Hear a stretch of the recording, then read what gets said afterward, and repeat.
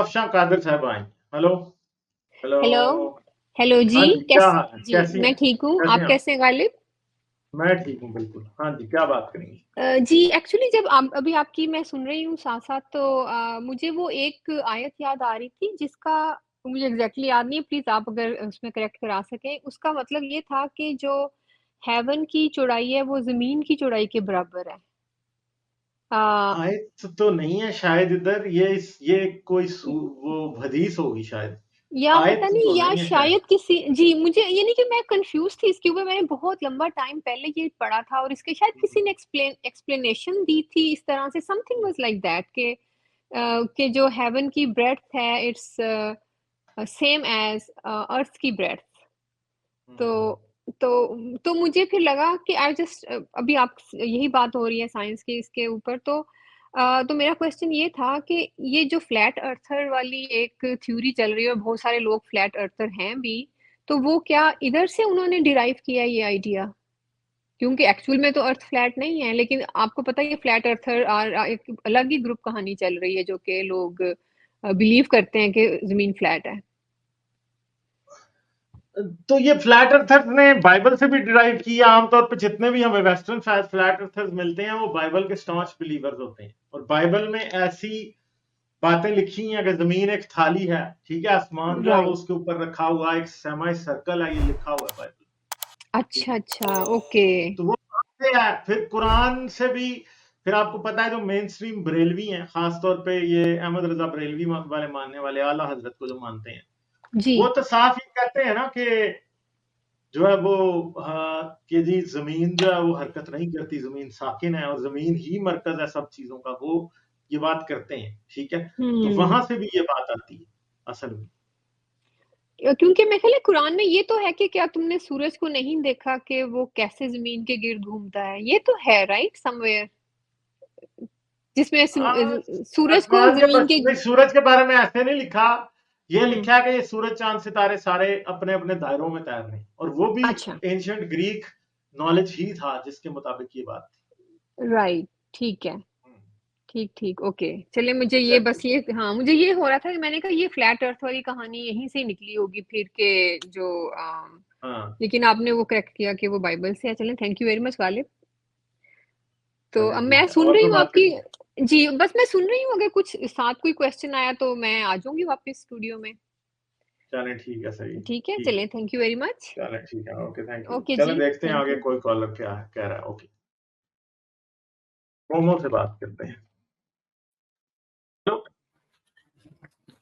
हाँ जी, आदाब कैसी हैं वाले, आप? कैसे हैं? ठीक ठाक। आदाब। मैं ठीक हूँ जी, आ, आप कैसी? आज की बड़ी जबरदस्त टॉपिक है।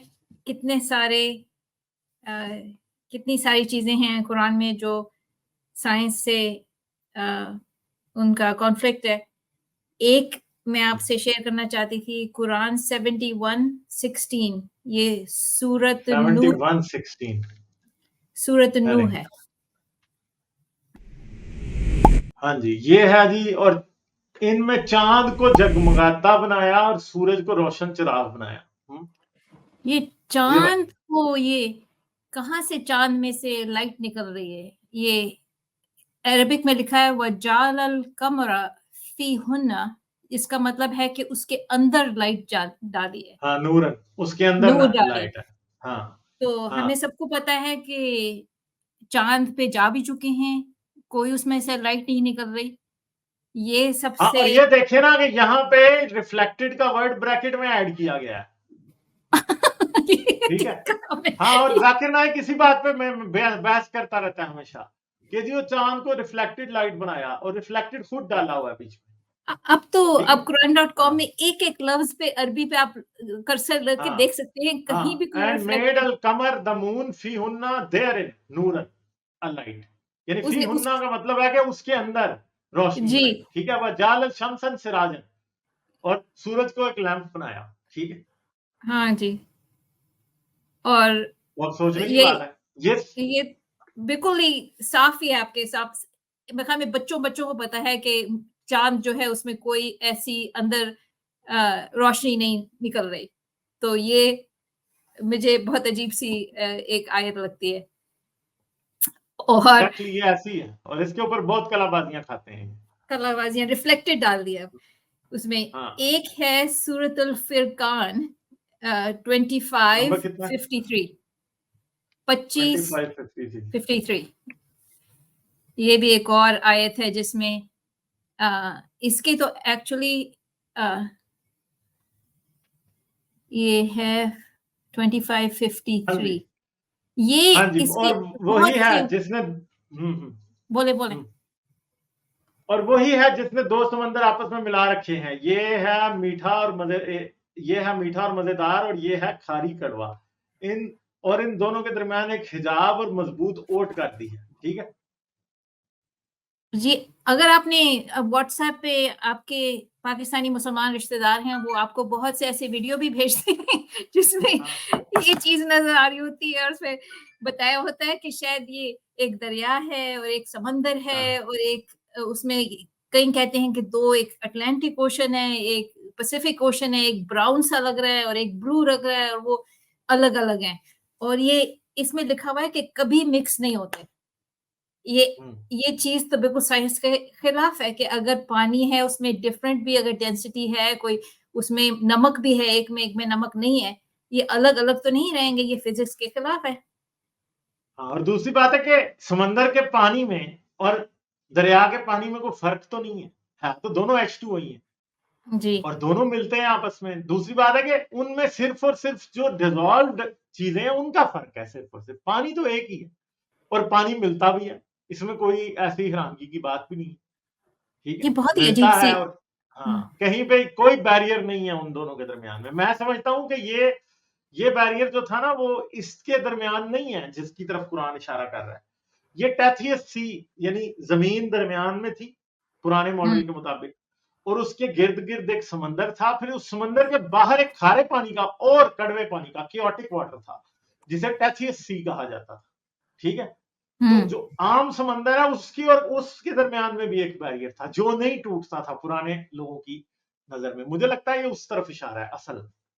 अच्छा अच्छा, ये जो मिथिकल पहले कहते हैं कि मिथिकल अगर ओशन की फ्लैट तरफ। है हाँ उसके अराउंड हाँ पानी है जो उसको नहीं क्रॉस कर सकते, उसका शायद ये जिक्र हो रहा है। वही हाँ चोरी की हुई जिसको मिथ है। क्रॉस नहीं किया जा सकता। हाँ ये चोरी की हुई बात है यहाँ पे।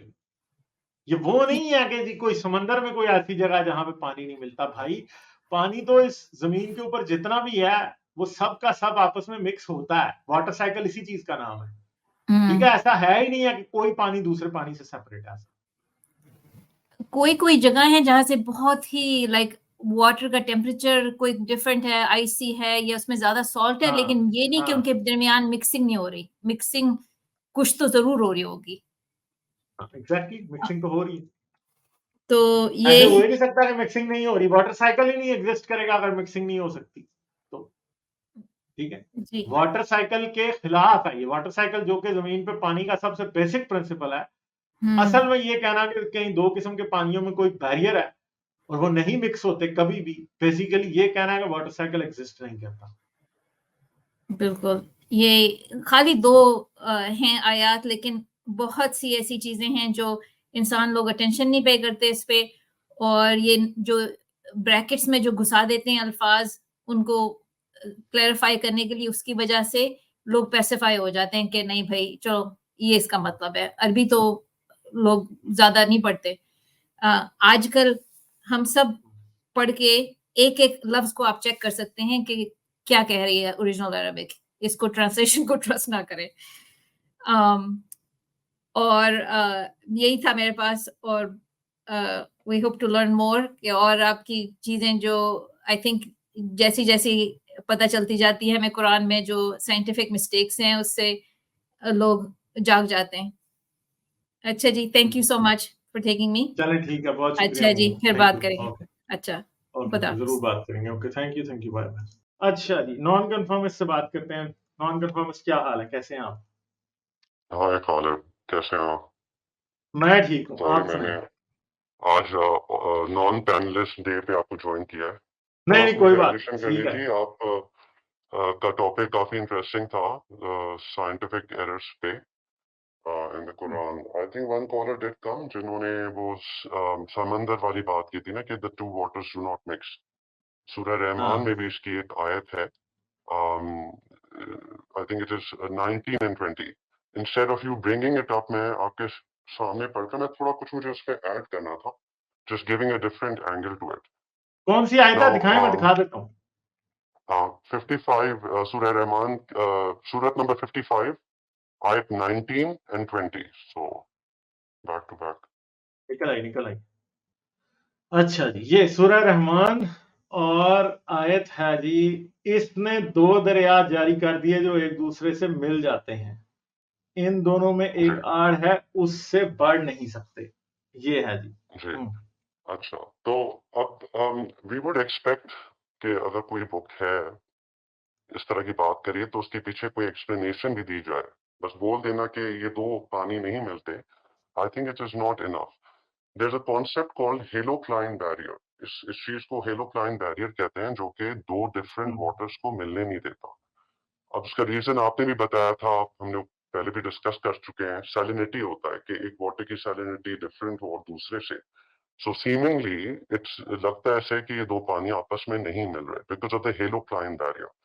दूसरे इसमें humidity plays a role, density of water, temperature, all of these factors play a role in preventing the waters from mixing.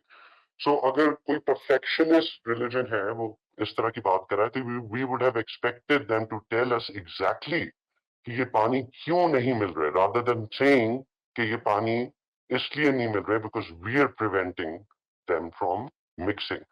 एक तो ये बात। नाउ द हेलोक्लाइन बैरियर, जो वर्टिकल बैरियर होता है जो दो पानी को मिक्स नहीं होने देता, वो सिर्फ सुपरफिशियल या सरफेस लेवल कुछ मीटर्स कुछ किलोमीटर्स तक होता है। beneath the ocean there is no barrier, so the currents in the depth of the ocean are mixing from one ocean या one sea into another, तो वहां तो मिक्सिंग हो रही है। अब ऐसे अगर वाटर का एक मैं ट्रफ ले लूं, उसमें पानी डालूं, मैं कहूँ ये दो पानी मैंने डाले और मैं मिक्स नहीं होने दूंगा, तो I would put a barrier all the way to the bottom. लेकिन अगर सुपरफिशियल बैरियर लगा दूं हाफ ऑफ द ट्रफ में और नीचे पानी मिक्स हो रहा है, and then I say that I am preventing them from mixing, is just a very preposterous claim to begin with. एक तो ये बात। अच्छा, एंशिएंट टाइम्स में हमें पता है कि फिलिस्तीन्स थे, फिलिस्तीन थे, they were all seafaring people, seafarers थे, they would go on long voyages of the sea.